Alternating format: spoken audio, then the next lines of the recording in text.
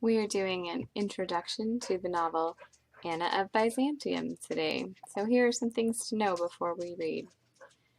Some quick facts. The author is Tracy Barrett. This was published in 1999 and it is a historical fiction, which means that in writing this story, the author used mostly real characters, including our main character, Anna. Her father was actually Emperor Alexius. He battled in the Crusades, which is a significant moment in history. It was set in a real empire, and it was about 900 years ago. This is what we call a frame story, which means that it begins at the end, and then most of the book is made up of flashbacks. So chapter 1 begins with Anna living in a convent where she has been exiled, and she's miserable and angry, and you get this sense of real discontent. And then very quickly it flashes back to when she was a princess, heir to the throne, living in the Byzantine palace. And that's all chapter 1. So we're left wondering how she went from point A to point B, right? How do we get to this situation we see at the beginning of chapter 1 where she's been exiled? We'll go over several literary terms as we study this novel, just to give you a quick introduction to them, and we'll talk about these more later. The first is allusion, not to be confused with illusion with an I. An allusion is a casual reference to something famous, a famous book, a famous person, a famous event, something like that. This is not specific, like if you say, oh, I was reading the book Wonder yesterday. That's not an allusion, that's a very specific reference. But if you make a very casual reference, like, oh, he hasn't eaten in a while, look out, he might Hulk out, or something, that's more of a casual reference to this famous character Hulk. Foreshadowing is where an author hints at what will happen in the future. Often we notice foreshadowing in retrospect, like after you've read what happens, you realize, oh, I should have picked up on that. There was a hint about that earlier. Foreshadowing can allow readers to infer or make a guess based on clues of what we think will happen later.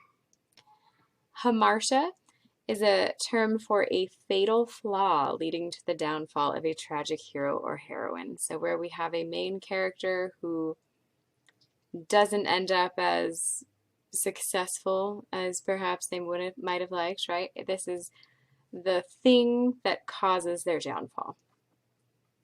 Hubris is a word that means excessive pride or arrogance, and you will see several characters with a lot of hubris in the book today. Irony is when you get the opposite of what you expect, especially if the result is humorous or striking in some way. Like it's really obviously the opposite of what anyone would have expected. Specifically, dramatic irony is when the audience knows something that the characters don't. We're in on something that they're not.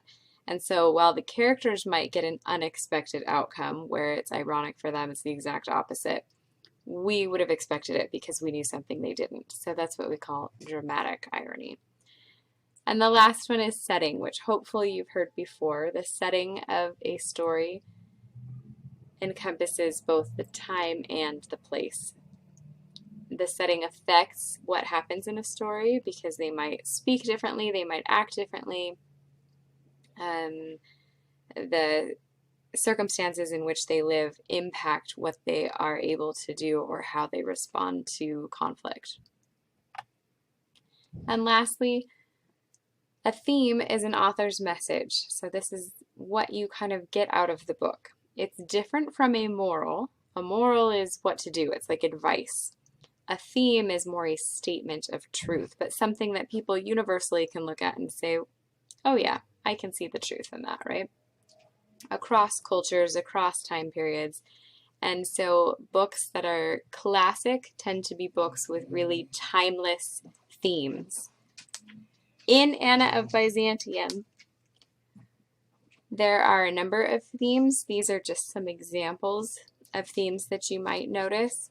If we're talking about identity or coming of age, like growing up and recognizing your place in the world, someone might say a theme is you decide who you will be.